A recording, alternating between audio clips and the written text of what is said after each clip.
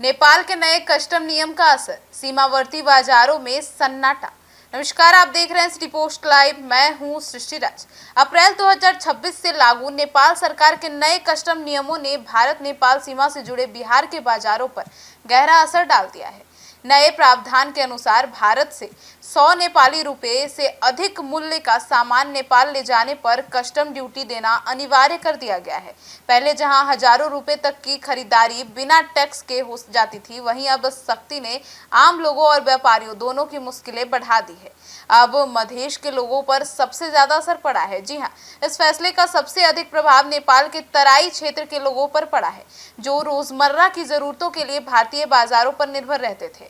अब वीरगंज, विराटनगर और जनकपुर जैसे शहरों के लोग रक्सौल, जोगबनी और सुनौली से सस्ता सामान खरीदते थे, लेकिन अब 100 नेपाली रुपए से अधिक की खरीद पर 5% से 80% तक टैक्स लगने से रसोई का बजट बिगड़ गया है। अब खाने पीने की चीजें महंगी हो गई है। अब दैनिक जीवन पर भी बड़ा बोझ पड़ गया है। जी हाँ, नेपाल के नागरिकों का कहना है कि पहले वे आसानी से जरूरत का सामान खरीद कर ले जाते थे, लेकिन अब हर छोटी खरीदारी पर भी सोच समझकर खर्च करना पड़ रहा है।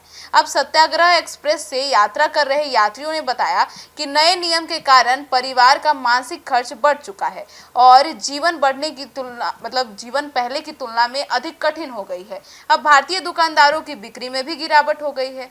सीमावर्ती भारतीय बाजारों में भी इस फैसले का सीधा असर देखने को मिला है और नरकटियागंज, रक्सौल और जोगबनी जैसे बाजारों में दुकानदारों का कहना है कि उनकी अधिकांश बिक्री नेपाली ग्राहकों पर निर्भर थी।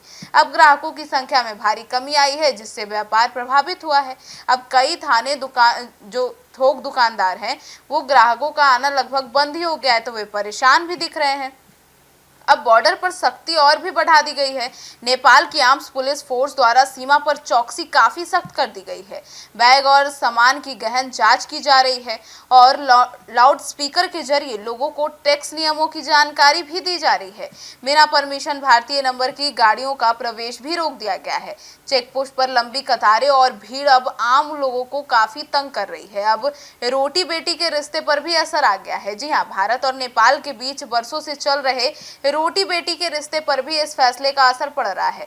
सीमावर्ती इलाकों में लोगों के बीच सहज आवागमन और व्यापारिक संबंध कमजोर पड़ते नजर आ रहे हैं। स्थानीय लोगों का मानना है कि अगर यह स्थिति जारी रही तो दोनों देशों के सामाजिक और आर्थिक संबंधों पर इसका दीर्घकालीन प्रभाव पड़ सकता है। अब इसको लेकर आपकी क्या राय है, जरूर बताइएगा। धन्यवाद।